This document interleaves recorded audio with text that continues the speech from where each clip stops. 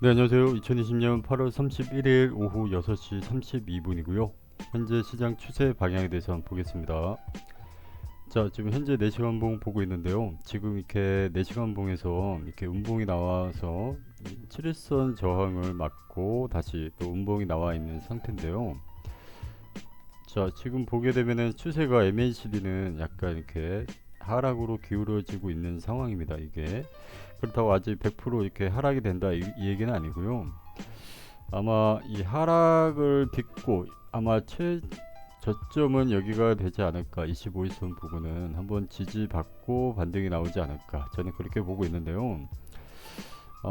만약에 여기서 근데 지지를 받지 못하고 그냥 뚫려버릴 경우에는 다시 하락 추세로 갈 수가 있기 때문에 일단은 타점은 여기하고 여기가 이제 중심이 되겠죠. 지금 여기하고 이제 7일선과 25일선이 중심이 되는데 이 안에서 이렇게 놀다가 방향이 다시 나와야 되는데 만약에 이렇게 방향이 다시 밑으로 간다고 하면은 아마 다시 또 하락 추세가 이어질 수도 있겠다, 이렇게 보여집니다.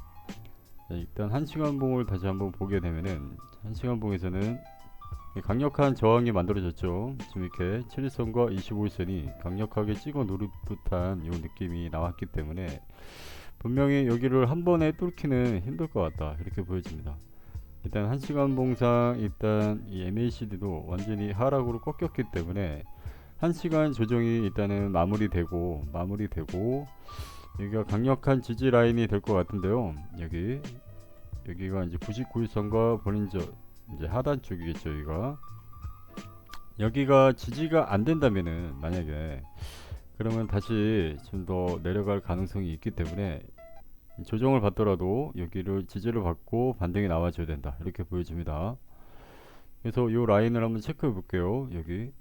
여기와 여기 한 이 정도 라인 되겠죠. 500 초반, 11,500 초반 이 부분과 자, 4시간 봉을 보게 되면 자, 25일선과 맞물리는 강력한 지지 라인이 되겠죠. 여기가.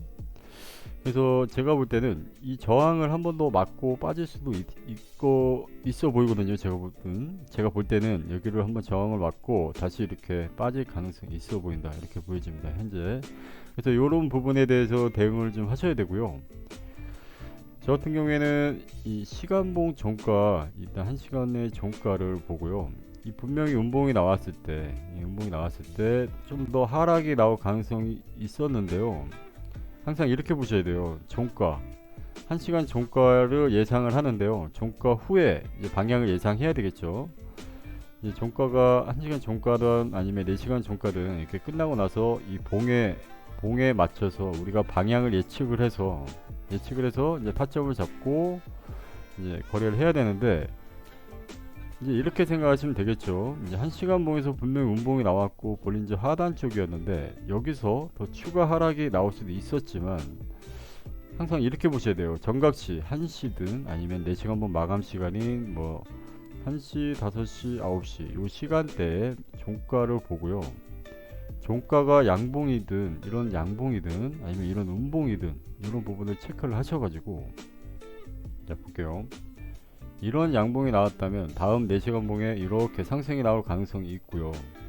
이런 음봉이 나올 경우에는 다음 이제 4시간 봉에서 이렇게 음봉이 또 나올 가능성이 있기 때문에 이런 부분을 예측을 해서 우리가 대응을 하는데요. 자, 이렇게 보게 되면 이 하단부에서 끝났잖아요. 우리 1시간 종가 정확히는 자 5시 종가가 4시간 봉과 맞춰서 이렇게 안 좋게 음봉으로 끝났는데 이렇게 될 경우에는 5시 이후에 우리가 4시간 봉 마감이 됐잖아요. 이후에 바로 1분에서 2분 안에 더 급락이 나올 걸 예상이 돼야 되는데 제가 이런 부분을 영상을 다뤄본 적이 있는데요.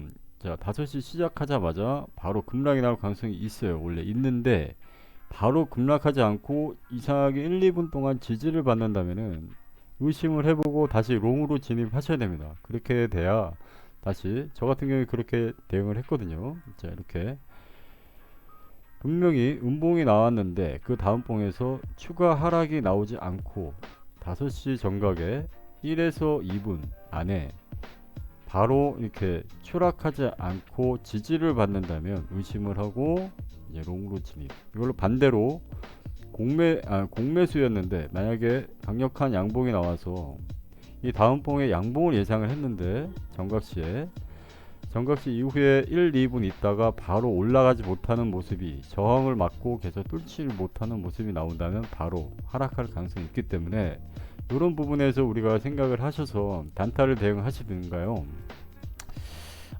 좀 더 시간을 보고 뭐 이렇게 대응하면서 이제 홀딩을 하셔도 되겠지만 이런 위험한 자리에서는 일단은 단타로 일단 이 저항이 또 있잖아요. 자, 이렇게 이 저항이 있기 때문에 여기서는 웬만하면 익절을 하셨다가요 다시 공매도로 진입하는 게 맞습니다. 원래는 맞는데 항상 제가 어제도 그 러닝폭스에 대해서 이제 영상을 남겨드렸는데 이 러닝폭스 같은 경우에는 되게 조작하기가 너무 편해요. 자, 그래서 이제 이런 부분에 대해서 타점을 잡았다면 이 바로 위에 얇게 조금 바로 한 1에서 20불 안으로 20불 안으로 그냥 손절을 잡고요. 역지정 이제 시장가죠. 그러니까 스탑 이제 시장가로 이제 이렇게 대응할 수 있겠죠. 제가 어제 영상 남겨둔 부분에 대해서 전략을 짜고 우리가 이제 계획을 갖고 이제 기술적 매매를 이제 하셔야 되겠죠. 자, 그래서 이제 여기가 강력한 저항이다 보니까 여기를 지지를 받고 일단은 양봉이 나왔지만 분명히 이 저항을 맞고 다시 한번 빠질 가능성이 있다. 그런데 이렇게 볼게요. 양봉이 나와서 올라서 저항 맞고 다시 빠졌을 때 이 20대 2인 볼린저 밴드 이 라인을 지지가 된다면 만약에 이 지지가 된다면 여기서 바로 반등이 다시 나올 가능성이 있습니다. 근데 만약에 이번에 여기서 맞고 빠졌는데 지지가 안되고 볼린저 이 20대 2의 이 하단부를 뚫고 종가가 마감이 될 경우에는 분명히 이 하단 쪽을 한 번 더 찍을 가능성이 있다 이렇게 보여집니다.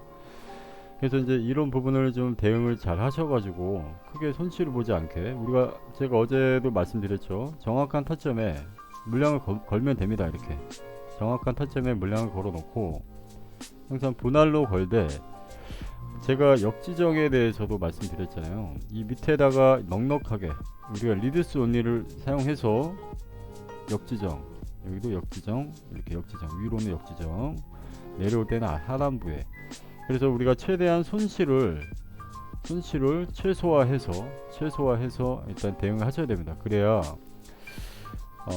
이게 습관이 중요합니다. 습관. 근데 하필이면은 내려오는 이 강력한 하방 때문에 이 역지정까지 터트리고 가는 경우도 굉장히 많은데요. 그래서 이제 이거에 대한 피해를 보지 않을 물량을 잡아야 된다 그렇게 보여집니다. 물량을 너무 많이 잡게 되면 이것만 터트리고 다시 올라가는 경우가 굉장히 많아요. 그래서 그런 부분에서 좀 생각을 하시고 대응을 해 주셨으면 좋겠습니다. 그리고 오늘 아침에 이렇게 보니까 일봉상 강력한 저항이 있었습니다. 여기 25일선에 강력한 저항이 있었기 때문에 여기가 굉장히 애매했어요. 여기서 뚫으면 바로 여기 상승이고 떨어지면 바로 일단 여기 1차적으로 7일선 부분을 이제 지지를 받을 것 같은데요. 이 부분을 아침에 제가 확인을 했었습니다. 이 부분을 좀 일찍 남겨드릴까도 했는데 좀 시간이 아침에 지금 오전에 좀 바쁜 일이 있어가지고 시간이 없어서 영상을 못 남겼네요. 자, 그래서 지금 이런 봉이 좋지는 않지만 이것도 아직 확실하지 않은 게 내일 아침 9시 이제 일봉 종가가 마감이 될 때 다시 말아서 끌어올리는 경우도 굉장히 많아요. 지금은 음봉이지만 다시 끌어올려서 이렇게 양봉으로 만들어 버릴 경우에는 다시 상승으로 바로 이어나갈 가능성이 굉장히 크다 이렇게 보여집니다. 제가 볼 때는 내려와도 여기 라인이 제가 아까 4시간 봉에 자 25일선과 맞물리고 바로 1시간 봉에 볼린저 하단 30대 3과 99일선에 맞물리는 강력한 지지 라인이 되겠죠. 11,500 부근 여기 위 아래 정도 우리가 타점을 공략을 해서 만약에 내려온다면 지지를 받고 올라갈 가능성이 굉장히 크다 저는 이렇게 보고 있습니다.